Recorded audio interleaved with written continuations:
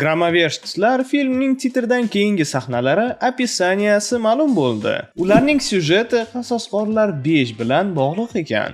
Andrew Garfield o'rgimchak odam sifatida qaytish haqida izoh berdi va Ryan Reynolds Deadpool'ni 4-qismini anons qildi. Shu barcha yangiliklar haqida bugun gaplashamiz. Shuning uchun qulayroq joylashib olib, videoni oxirigacha ko'ring. Keling, Grammaverstlar filmning titrdan keyingi sahnalar to'g'risida gaplashamiz. Ular ikkita bo'ladi. Birinchisi har doimgidek kulgili bo'ladi. Unda David Harbour ijrosidagi qizil qo'riqchi hazil qiladi. Ikkinchi sahnada esa fantastik to'rtlikning boshqa olamdan kelgan kemasi 616-olamiga qo'nadi va menimcha bu to'liq Qasosqorlar 5 filmiga ishora qiladi. Axir Grammaverstlar ham, fantastik to'rtlik ham bu filmda paydo bo'ladi. Film chiqmasdan fantastik to'rtlik boshqa olamga ko'chib ketganini ko'rsatishar ekan. Va albatta, bu Galactus bilan bog'liq bo'lishi mumkin. U ularning dunyosini yutib yuborgan yoki qochish ularning dunyosini saqlab qolishning yagona yo'li bo'lgan bo'lishi mumkin. Mishmishlarga ko'ra, Galactusga Sue va Reedning o'g'li Franklin kerak bo'ladi va ular g'oyib bo'lgandan keyin Galactus yerni tegmaydi. Bu sahnalarni biz bir haftadan kamroq vaqt ichida ko'ramiz. Chunki filmning premyerasi 1-mayda va yana titrdan keyingi sahnalarida Grammaverstlar o'zlarini yangi qasosqorlar deb atashadi va bu Marvel tomonidan biz uchun tayyorlangan katta surpriz. Grammaverstlar bu juda muhim film. Chunki bu film 5-fazani oxiri. Fantastik to'rtlik filmi esa 6-fazani ochib beradi. Agar The Direct manbasiga ishonsak, Fantastik to'rtlik va Grammaverstlar Qasosqorlar 5 filmida katta rol o'ynaydi. Bu albatta hayronli emas, chunki ehtimol Dr. Doom ham aynan o'sha fantastik to'rtlik olamidan bo'ladi. Va men fikrim bo'yicha fantastik to'rtlik titrdan keyingi sahnalarida Dr. Doomni ko'rsatishadi. Internetda Galactus tasvirlangan sifati past poster paydo bo'ldi. Marvel Studios va Marvel Comics birgalikda film hodisalari asosida komiks ham yaratadi. Film voqealari qahramonlar o'z kuchlarini olganlardan 4 yil o'tib sodir bo'ladi va bu komiks ular qahramonlik yo'lini qanaqa qilib boshlaganlarini ko'rsatib beradi. Komiks muxlislari esa allaqachon sezishgan yangi komiksning posteri fantastik to'rtlik haqidagi birinchi tarixiy komiksiga o'xshaydi. Men bu videoni to'xtatib ITV kino va seriallarni tomosha qilish uchun eng qulay servis ekanligini aytmoqchiman. Bu yerda siz ko'plab filmlarni ajoyib sifatda mazza qilib ko'rishingiz mumkin. ITV da xohlagan film, serial va animatsion filmlarni ko'rishingiz mumkin. Telefon, planshet yoki Smart TV orqali tomosha qilish uchun qulay. Masalan, ITV da Kapitan Amerika Thor ajoyib sifatda chiqdi. Eng asosiysi, ITV da ko'plab filmlarni ajoyib o'zbekcha dublyajda topish mumkin. Havola orqali o'ting yoki QR kodni skaner qilib ilovani yuklab oling. Agar siz yangi foydalanuvchi bo'lsangiz, bor yo'g'i 290 so'mga sinov obunasini oling va eng zo'r kinolar olamiga qo'shiling. Qasosqorlar 5 haqida gaplashishni davom etamiz. Insider Daniel Richtmanga ko'ra, ba'zi sahnalar Professor X maktabida sodir bo'ladi. Internetda bir necha kun oldin suratga olish maydonchasidan rasmlar paydo bo'lgan edi va muxlislar bu mutantlar maktabining hovlisi deb taxmin qilishgan edi. Shuningdek, Richtman aytishicha, X odamlar klassik komikslarga yaqin kostyumlarda bo'lishadi. Qiziq, ular buni qanaqa qilib asoslashadi? Axir ilgari X odamlar filmlarida shu kostyumlar ustidan kulishgan edi. Agar The Cosmic Circus manbasiga ishonsak, Marvel Thor hikoyasini yakunlashga tayyorgarlik ko'rmoqda va bu Qasosqorlar 6 filmida sodir bo'lishi mumkin yoki Thor 5-qismida bo'lishi mumkin. Anthony Mackie'ning so'zlariga ko'ra, Qasosqorlar 5 filmi cliffhanger bilan tugaydi va u shuningdek shuni aytdiki, hech bir qahramon xavfsiz emas va har kim o'lishi mumkin. Men anchadan beri oldin taxmin qilgandim, Qasosqorlar 5 va Qasosqorlar 6 filmlari syujet bo'yicha cheksizlik urush va finalga o'xshaydi. 5-qismda qahramonlar yutqazadi, balki kimdir o'ladi ham. 6-qismida esa ularga yangi qahramonlar qo'shilib, ular g'alaba qozonadi.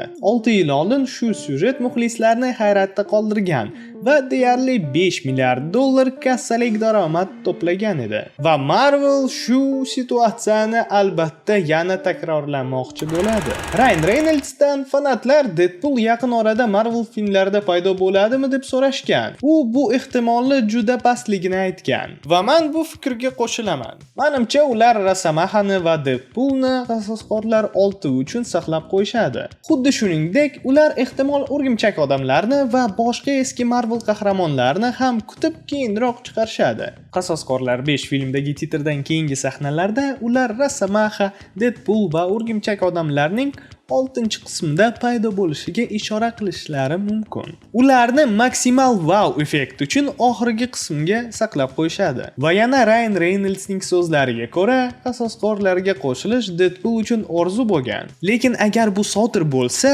uning o'ziga xosligini yo'qotadi. Shuning uchun u qahramonning qasosqorlar jamoasiga faqat o'z hikoyasining oxirida qo'shilishni xohlardi. Unutmaslik kerak, u bizani aldashi mumkin. Chunki bu Marvel aktyori. Shunday ekan umid qilamiz, hech bo'lmasa qasosqorlar 6da paydo bo'ladi. Xuddi shu intervyuda u hozir biror proyektga ssenariy yozayotganini ham eslatib o'tdi va bu ansambl tarzidagi loyiha ekan. Albatta, bu Deadpoolning keyingi filmi bo'lishi tasdiqlanmadi. Lekin suhbat mavzusi tufayli muxlislar bu Deadpool 4 bo'ladi deb o'ylashdi. Agar shunaqa bo'lsa, Deadpool yana bir guruhli filmga qatnashadi. Mishmishlarga ko'ra, Qasosqorlar 5 filmida Doctor Strange bilan yana Clea paydo bo'ladi. Tom Holland Qasosqorlar 5 filmida deyarli qatnashmasligi haqida yana ma'lumotlar paydo bo'ldi. O'rgimchak odam film davomida doim niqobda bo'ladi. Uning rolini asosan kaskadyor ijro etadi. Holland esa faqat ovoz beradi. Buning sababi uning rejissyor Christopher Nolan tomonidan suratga olinayotgan Odyssey filmidagi bandligi. Sizni so'rayman, vahmaga tushmanglar. Baribir menimcha Tom Holland o'zini yuzini ko'rsatadi va syomkalarga qatnaydi. Muxlislar esa bu mantiqiy deb hisoblashdi. Axir hozir dunyoda hech kim O'rgimchak odam kimligini bilmaydi. Shuning uchun u o'z yuzini ko'rsatmaydi. Daniel Richtmanning so'zlariga ko'ra, hozir O'rgimchak odam 4 filmi uchun qamoqxona sahnalari uchun aktyorlar kastingga o'tkazilyapti. Bu darhol eslatadi, Scorpion ham qamoqda edi. Scorpion haqida mishmishlar allaqachon tarqalgan edi va ehtimol u nihoyat 4-qismda paydo bo'ladi. Uni 2016-yilda qamashgandi. Hozir esa Marvel olamida kamida 2027-yil, 10 yildan ortiq qamoqda o'tirgandan so'ng u aniq O'rgimchak odamga nisbatan gazablangan bo'ladi. Zendaya ham O'rgimchak odam 4da qaytadi, lekin mishmishlarga ko'ra 2-darajali rol o'ynaydi. Aktyor Gary Dillon Fanatlar serialining suratga olish maydonchasidan foto ko'rsatdi va u ehtimol yashil o'qchi rolini o'ynayapti.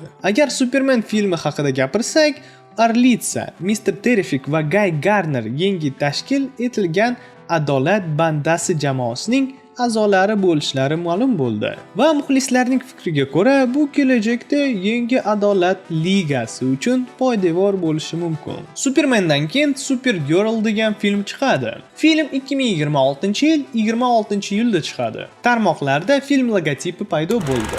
Andrew Garfield esa Abu Dabiga kelib Comic-Conda mehmon bo'ldi. O'rgimchak odam obraziga qaytishni xohlashini aytdi. Bir muxlis Garfielddan avtograf olganda, "Ey do'stim, seni Qasosqorlar 6 filmida juda kutyapman" dedi. Garfield esa shunchaki kulib qo'ydi. Like I love seeing you, man. Thanks, man. Nice Thank to you. see you too. I cannot wait to see you in Secret Wars.